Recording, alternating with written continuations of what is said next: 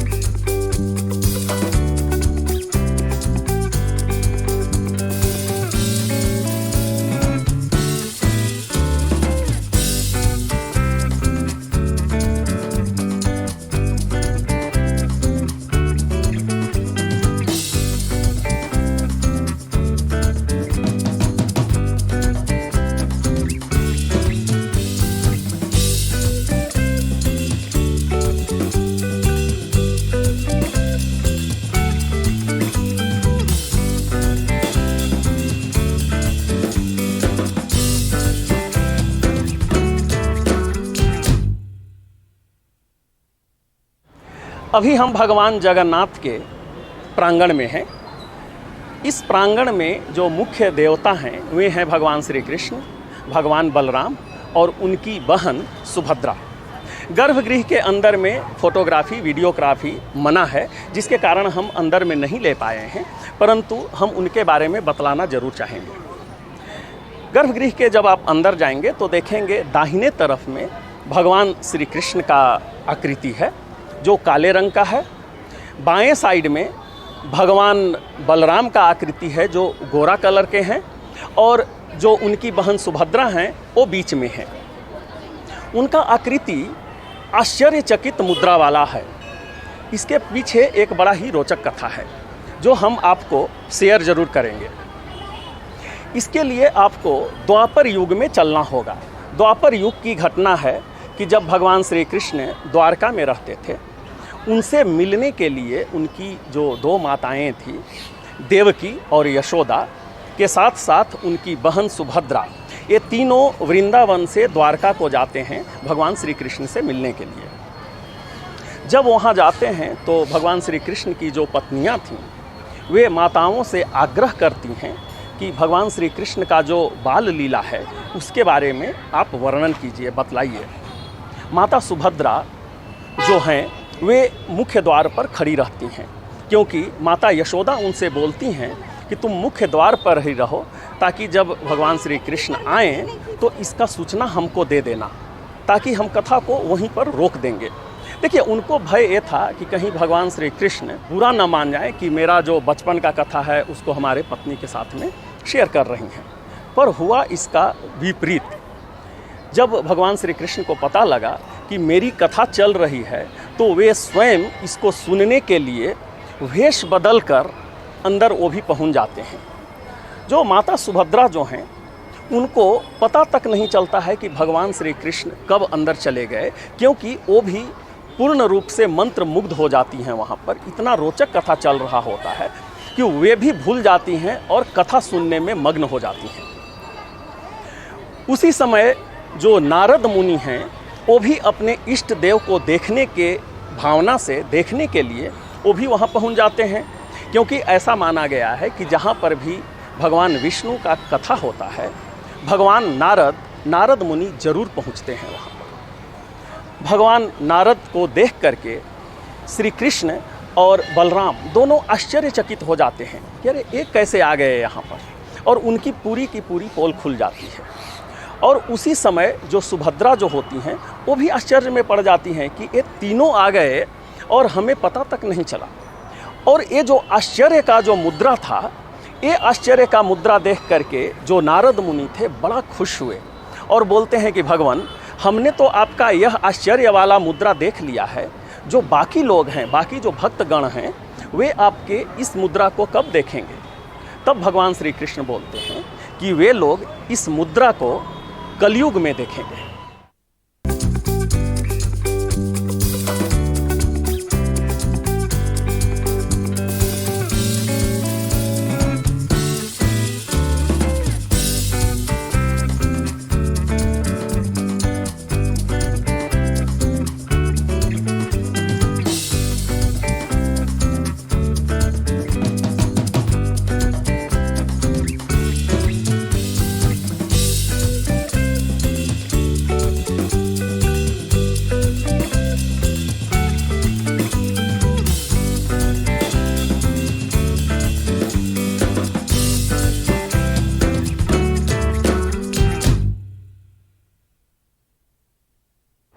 कलयुग के प्रारंभ में एक बड़ा ही श्रेष्ठ राजा थे जिनका नाम था इंद्रदुम्न।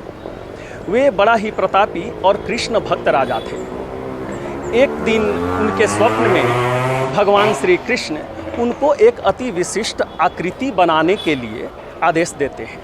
वे बोलते हैं कि एक बड़ा ही पवित्र वृक्ष है, उस वृक्ष के ही डाल से हमारा आकृति बनाया जाए। दूसरे दिन जो राजा थे बड़ा परेशान हो जाते हैं कि वह अति विशिष्ट जो आकृति है वह कैसे बनेगा, कौन बनाएगा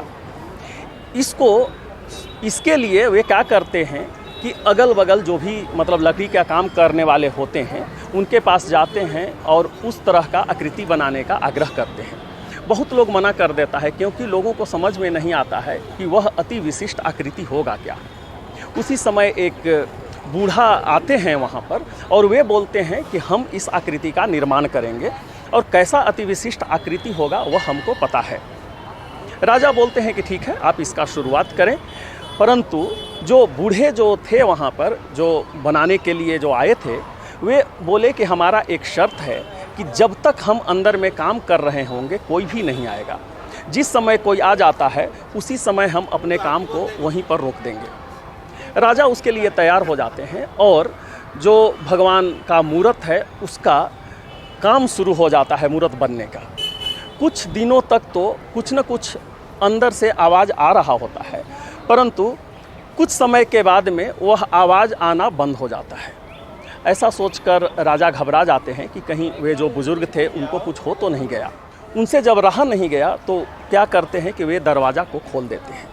जब दरवाज़ा को खोलते हैं तो देखते हैं कि जो अर्धनिर्मित जो आकृति है वैसे का वैसे ही रह जाता है और जो बनाने वाले थे उसी समय वहाँ से अंतर्ध्यान हो जाते हैं। इसीलिए जब आप मंदिर में देखेंगे तो भगवान का हाथ और पैर नहीं है, जबकि उनका हृदय है। जब राजा दरवाज़ा को खोले थे उस समय तक जो कारीगर थे वे भगवान के अंदर में जो हृदय था, जिसको विश्वकर्मा भगवान अपने साथ में रखे हुए थे, उस हृदय को स्थापित कर चुके थे। परंतु जब राजा दरवाज़ा खोल दिए तो इसके बाद विश्वकर्मा जी वहाँ से चले गए थे। इस बात को लेकर राजा बहुत दुखी रहने लगे कि मेरे कारण भगवान का पूर्ण रूप तैयार नहीं हो पाया।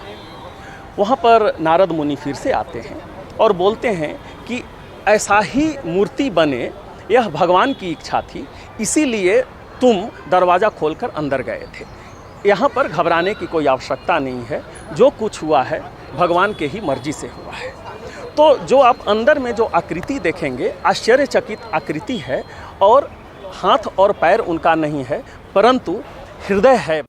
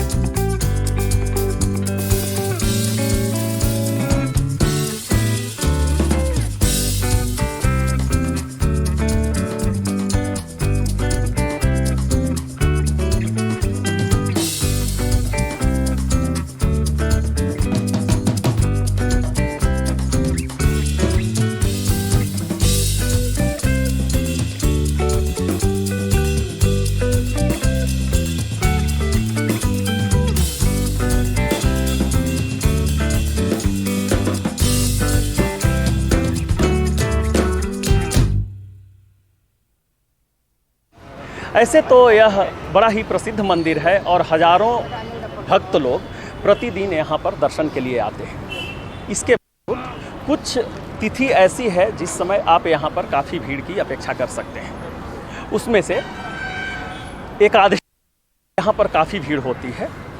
जब यहाँ पर रथ यात्रा होता है, जो आषाढ़ महीने के जो शुक्ल पक्ष द्वितीया से जो शुरू होता है और एक सप्ताह का चलता है, तो उस समय यहाँ पर काफ़ी भीड़ आपको मिलेगी। उसके अलावा जितने भी वीकेंड्स हैं, सैटरडे संडे को मिलेंगे, और अगर कोई गवर्नमेंट का हॉलीडे अगर हो जाता है तो उस समय में काफ़ी भीड़ आप यहाँ पर उम्मीद कर सकते हैं।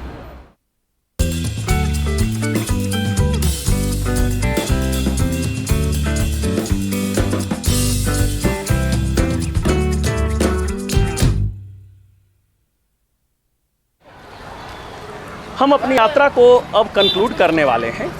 कंक्लूड करने से पहले कुछ और इन्फॉर्मेशन हम आपको दे देते हैं। यहाँ पहुँचना कैसे है, तो ये जो एरिया है उसका नाम है अगारा।